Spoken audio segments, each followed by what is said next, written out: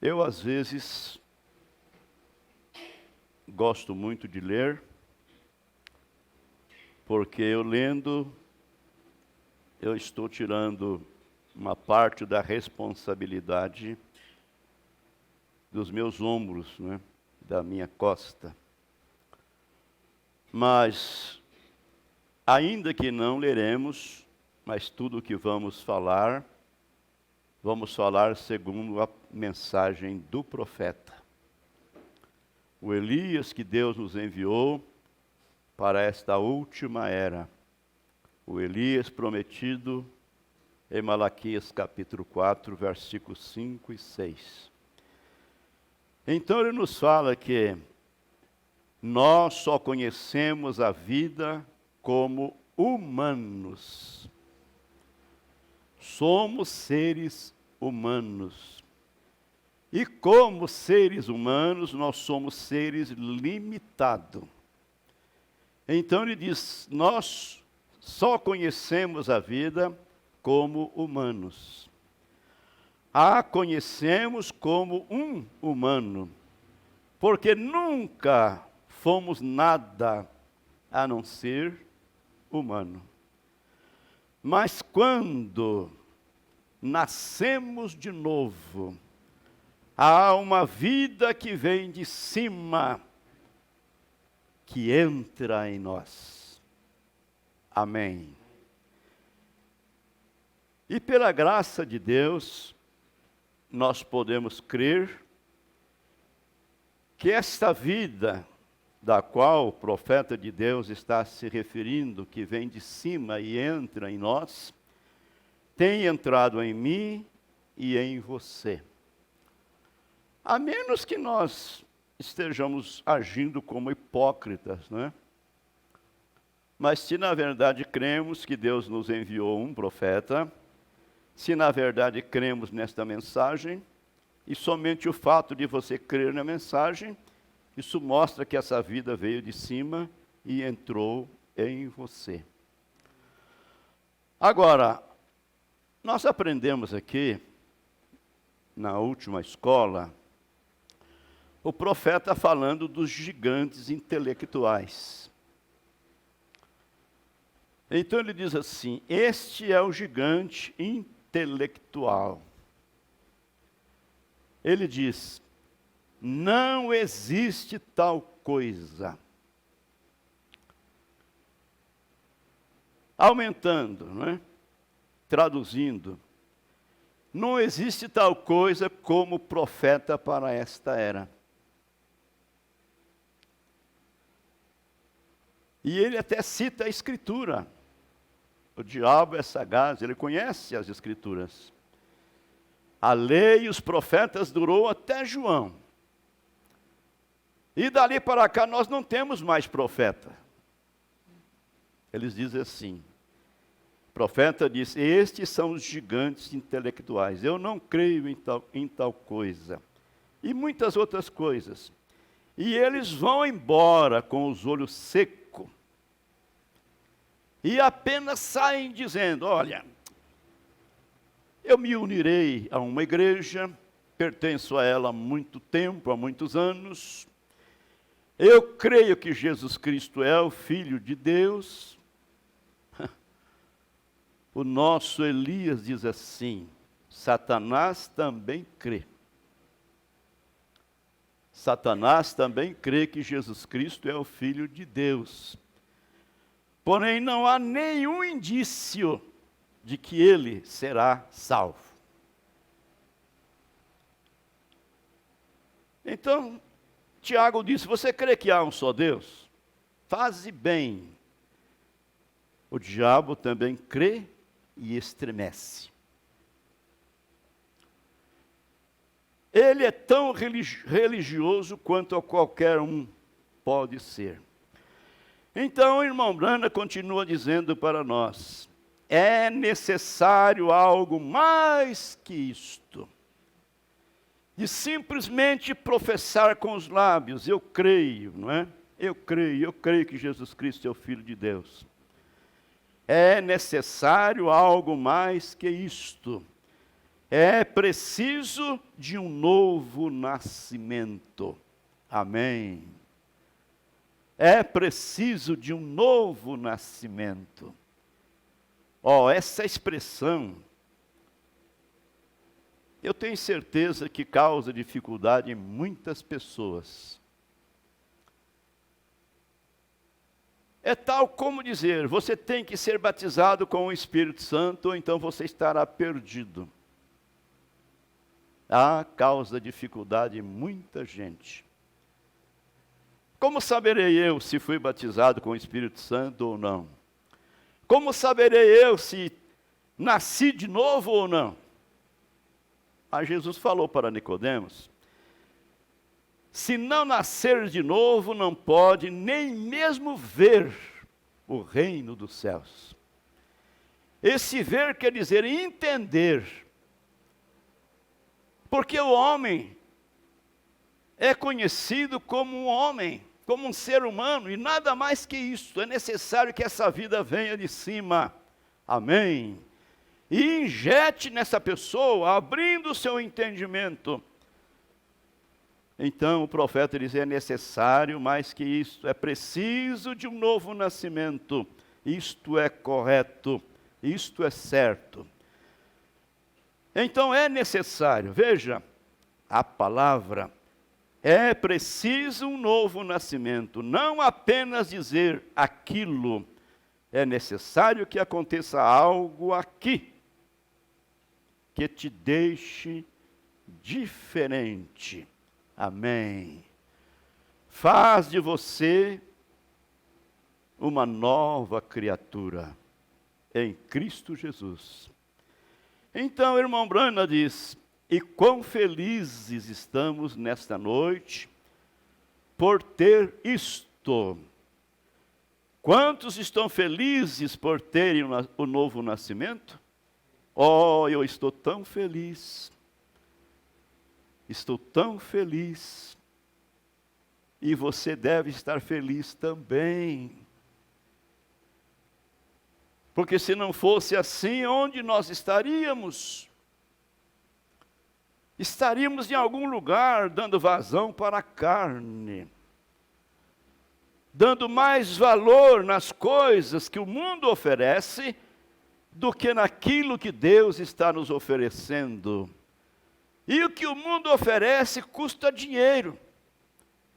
E o que Deus nos oferece é de graça. Amém. Sabemos que a salvação é por graça. Pela graça sois salvos por meio da fé, e isso não vem de vós, veja bem, não vem pelas obras, não é porque somos bonzinhos, porque não bebemos, não fumamos, não fazemos isso, não fazemos aquilo, não é isso que salva, não. O que nos salva é a graça, e as obras acompanham a salvação. Se você é um salvo, você vai produzir frutos de um salvo, frutos de um cristão. Jesus falou que uma árvore não pode produzir frutos bons e maus ao mesmo tempo. Um manancial de água não vai produzir água doce e amargosa ao mesmo tempo. Não é isso? Então, se somos cristãos, vamos produzir frutos de cristão. E isso não é alguém forjando alguém. Isso não é o pastor vigiando alguém, não é o diácono vigiando alguém. Não, você tem Deus em você. Ele é o seu guia, Ele é o seu orientador. Quando eu vejo pessoas sair, digamos assim, me desculpe a expressão, não é arrogante propriamente, mas sai como que presumindo sem autoridade. Não pede uma oração para a igreja, não avisa que vai viajar, certamente nem orou a Deus para dizer, Senhor, eu posso ir, devo ir nessa viagem? Irmãos, isso deixa o Espírito Santo triste. Então, amados irmãos, se não fosse isso, nós estaríamos lá no mundo, em algum lugar, nesta hora, bebendo, jogando, e agindo como os demais, e dizendo, isto é que é vida. Que vidão, hein? O profeta diz, quão enganado eles estão. Isso não é vida, isso é morte na semelhança da vida. Agora, amados, uma outra citação do nosso Elias. Ele diz, Deus tem uma maneira de se revelar ao povo. Deus tem uma maneira de se fazer conhecido ao povo. Vocês sempre me ouvem dizendo que Deus tem uma maneira de lidar com o homem. Deus sabe como lidar com o homem, é claro. Mas muitas vezes a tradição religiosa, confina o povo antes que Deus possa ter uma chance de chegar até ele para se revelar. Deus tem uma maneira de lidar com o povo, mas muitas vezes a tradição religiosa confina o povo antes mesmo de Deus chegar para aquela pessoa e revelar-se a ela. O profeta diz, vem, você compreendeu isto? Tradições. O que é isso hoje? Ele pergunta. O que é isso hoje? Mas ele diz no parágrafo 50 dessa mesma mensagem, que Cristo veio para libertar os cativos. E você não tem de estar preso com algum hábito a uma vida cristã pela metade. Você não tem que estar preso com alguns hábitos tradicionais, vivendo uma vida cristã pela metade. Deus não quer que você seja desta maneira. Ele deseja que você esteja livre. Amém. Livre. Deus ungiu a Cristo para pregar liberdade, para abrir as portas da prisão. Nós sabemos que o pecado prende as pessoas. O pecado escraviza as pessoas. Mas o Senhor Jesus disse, conhecereis a verdade, e a verdade vos libertará. Então, ele está dizendo, Deus tem uma maneira de se revelar ao povo, de se fazer conhecido ao povo. Mas muitas vezes a tradição confina o povo antes que Deus possa ter uma chance de chegar a ele para se revelar. Veja aqueles ortodoxos, né? Aqueles judeus religiosos ortodoxos, declarando-se cristãos e mestres religiosos, porém, não puderam ver nada em Jesus. O profeta diz que aqueles ensinadores, dos quais o Senhor Jesus está falando, eram muito ortodoxos. Eles eram bem estudados, pessoas cultas, não é? Estudadas. E eles guardavam a palavra ao pé da letra. Quer mais que isso? Quer mais que isso, guardar a palavra, guardar as escrituras, as leis de Deus ao pé da letra? Isso não é o suficiente. E eles faziam isso, guardavam a palavra ao pé da letra, a lei, a própria palavra. Nem um tio ou um jota, ou nada, passaria. Se eles não obedecessem ao pé da letra, eles não podiam ministrar, eles não poderiam ser sacerdotes. Então eles tinham que ter aquilo perfeito. Então nós podemos ser tão perfeitos com a nossa educação e com a nossa teoria, até o ponto de deixarmos Cristo totalmente fora do quadro. É o que nós mais precisamos, é de Cristo. É dele que nós precisamos. Não é de tanto conhecimento intelectual, não é de tanto estudo, de tanta educação. Então, o irmão Bani está dizendo que nós podemos ser tão perfeitos com a nossa educação, com a nossa teoria, até o ponto de deixarmos Cristo totalmente fora do quadro. Ficamos completamente distanciados dos verdadeiros fatos, da verdadeira realidade. Agora, amados, o profeta não está exagerando. O profeta está falando justamente com as Escrituras. Nesta era laodiceiana, lá em Apocalipse capítulo 3, a Bíblia diz que Jesus está do lado de fora das igrejas tradicionais, batendo na porta, desejando entrar. Vamos lembrar que Cristo é a palavra é Cristo, porém eles têm apenas uma parte da palavra lá, aquilo que lhes compete, aquilo que lhes convém. Mas como o profeta diz, você tem que tomar a coisa completa. Então Cristo está batendo na porta, dizendo, eis que estou à porta e bato. Se alguém ouvir a minha voz e abrir a porta, entrarei em sua casa e cearei com ele e ele comigo. E ao que vencer, lhe considerei que assente comigo no meu trono, como eu venci e me assentei com o meu Pai no seu trono. Misericórdia. Então, podemos ser tão perfeitos na educação, na teoria, ao ponto de deixarmos Cristo do lado de fora do quadro. Agora, então, a fim de levar o homem à verdade, a Deus, Deus enviou o seu próprio Filho. Amém. O fez na semelhança da carne pecaminosa. E ele desceu aqui na terra. E foi uma proposição, ou propiciação, por nossos pecados.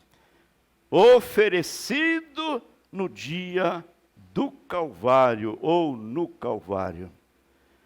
Para tirar os nossos pecados e para nos dar liberdade e para nos libertar das prisões em que nós nos encontrávamos. Preso no pecado, preso pela tradição religiosa. Eu vivo a tradição dos meus pais, e etc, etc. Porém, Deus enviou a Jesus Cristo, o qual fez essa propiciação por nós ali na cruz do Calvário. Através do seu sangue, ele remiu os nossos pecados, subiu, foi assunto ao céu, e no dia de Pentecostes ele voltou na forma de Espírito Santo, ou na pessoa do Espírito Santo, para estar na sua igreja, para estar em mim, para estar em você.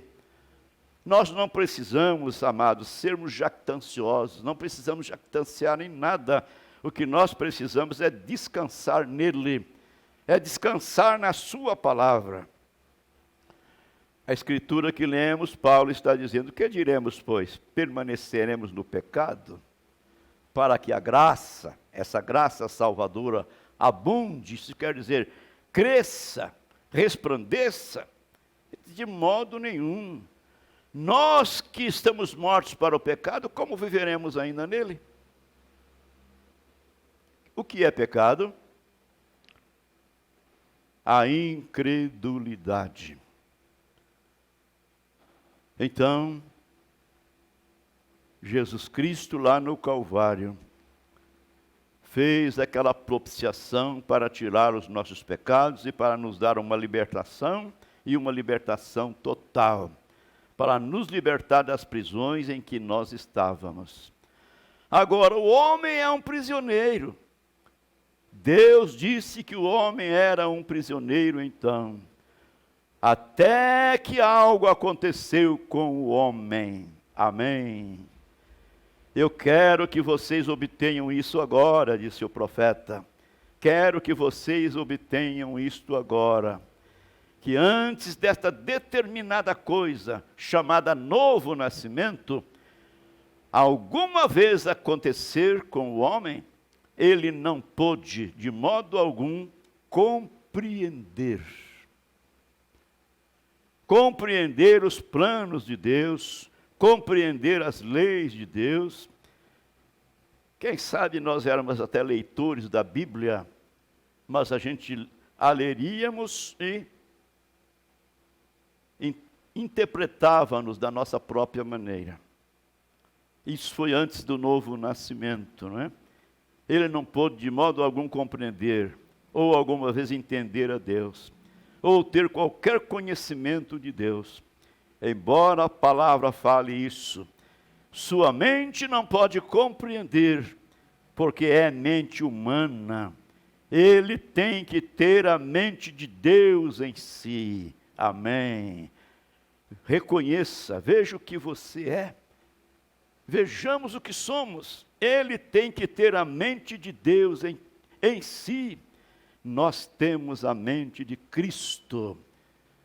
E por isso nós podemos vê-lo em sua palavra.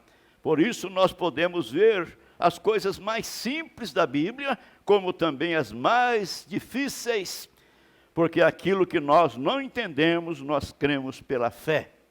Amém.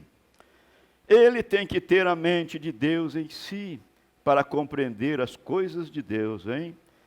Então, toda a leitura, todas as escolas, todos os ensinamentos, tão bons o quanto possam ser, ainda não são o verdadeiro princípio. Deus enviou o seu Filho pregando o Evangelho. Isto é certo. O Evangelho é boas novas. Isaías capítulo 61. Para vocês que estão anotando as Escrituras, Deus disse ali, Isaías, Deus através do profeta Isaías, da vinda de Cristo.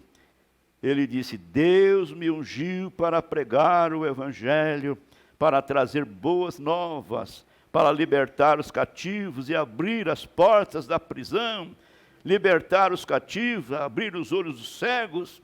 Deus enviou a Cristo para abrir as portas das prisões dos homens que estavam nas trevas. E se você observar o tipo que ele falou, libertá-los. Amém.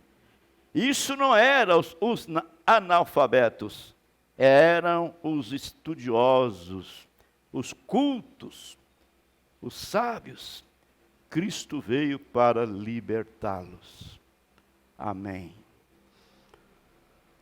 Agora, amados, o profeta de Deus mostra para nós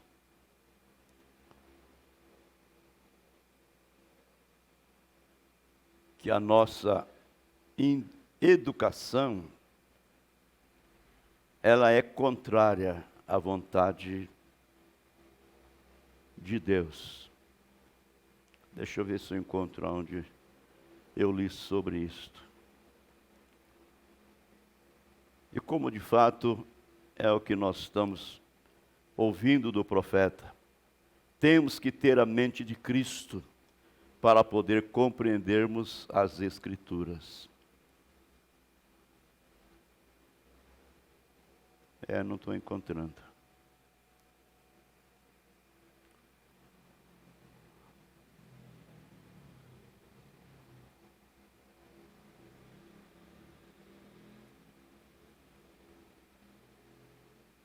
Vamos concluir, né? Hoje não é culto de vigília, mas é culto de Santa Ceia. Deixa eu ler apenas mais um pouquinho aqui.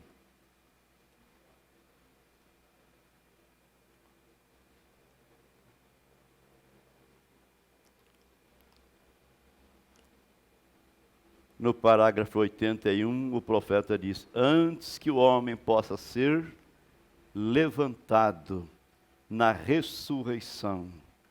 Poderíamos voltar aqui, de sorte que se fomos sepultados com ele pelo batismo na morte, para que, como Cristo ressuscitou dos mortos pela glória do Pai, assim andemos nós também em novidade de vida.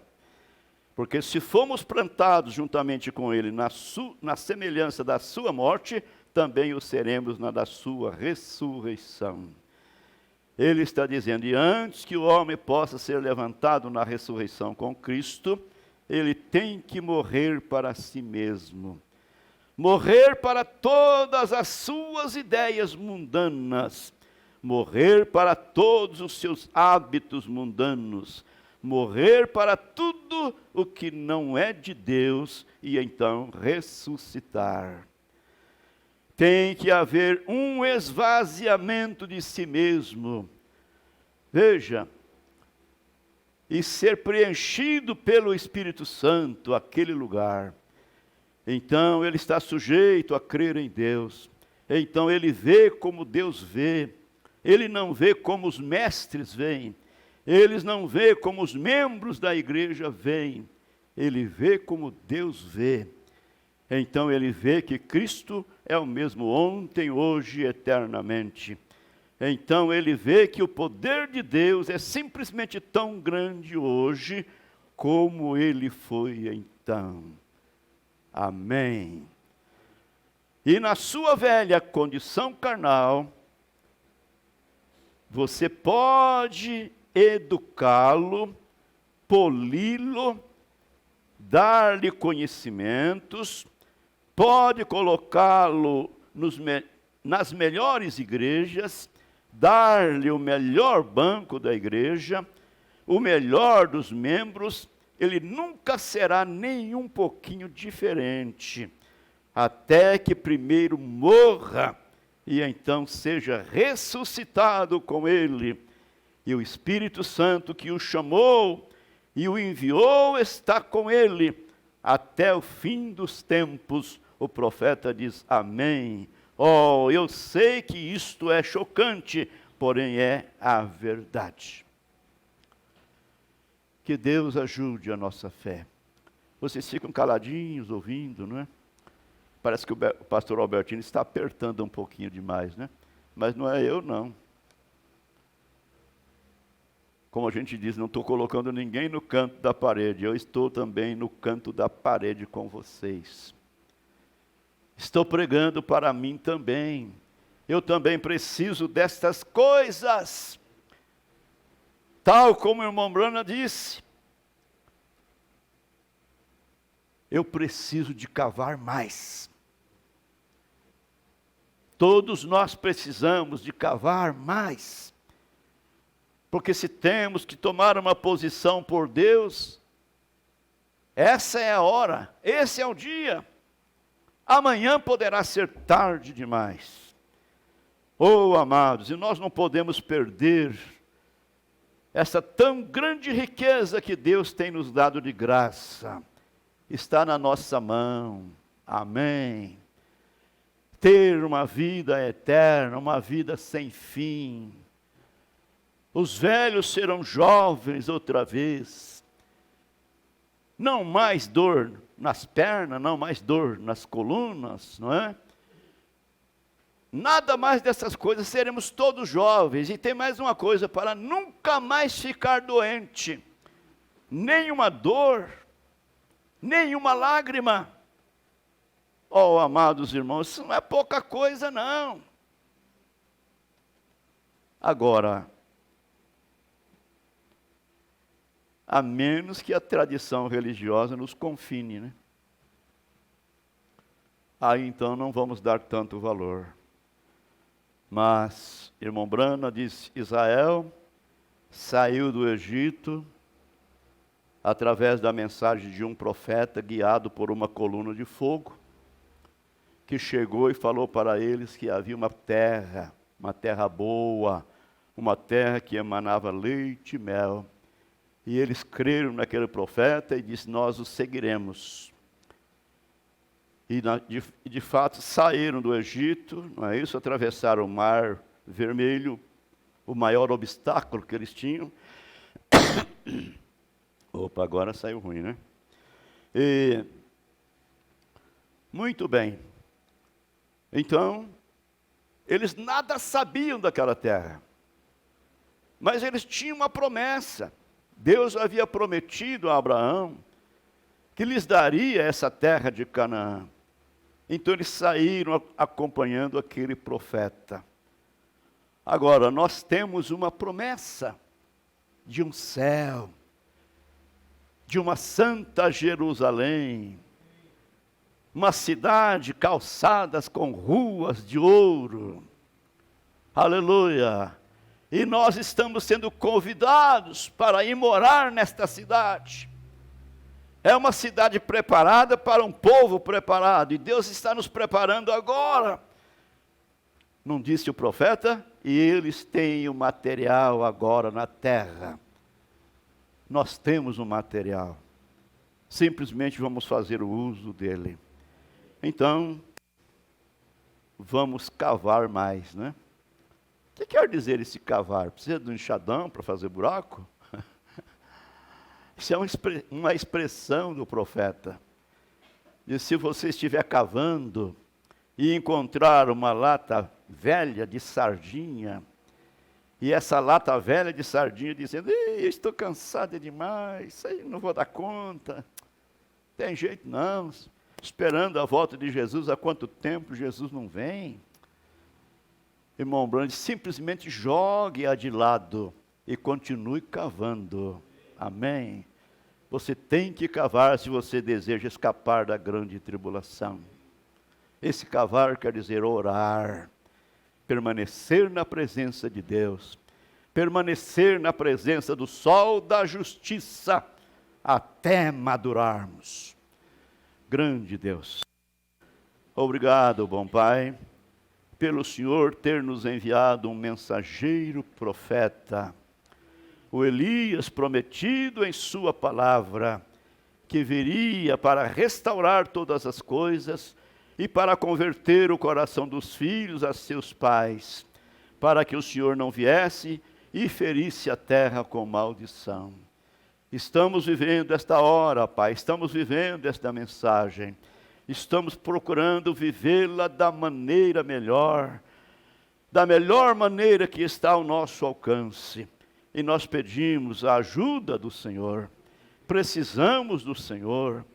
Oh Deus, se houve um tempo que sua igreja precisou de Ti, esse é o tempo que nós precisamos mais e mais, pois agora estamos mais perto da nossa salvação do que quando aceitamos a fé. Ajuda, Senhor, o Teu povo, ajuda meus irmãos, minhas irmãs, ajuda as famílias espalhadas, ó Pai. Não nos deixe acostumar e nos acomodar. É hora de levantarmos a nossa cabeça, olhar para cima, esperando a vinda de nosso Senhor Jesus Cristo, porque o Senhor cumprirá o que o Senhor tem nos prometido. O pedimos, Senhor, agradecidos no precioso nome de Jesus Cristo, Teu Filho. Amém, Senhor. Amém.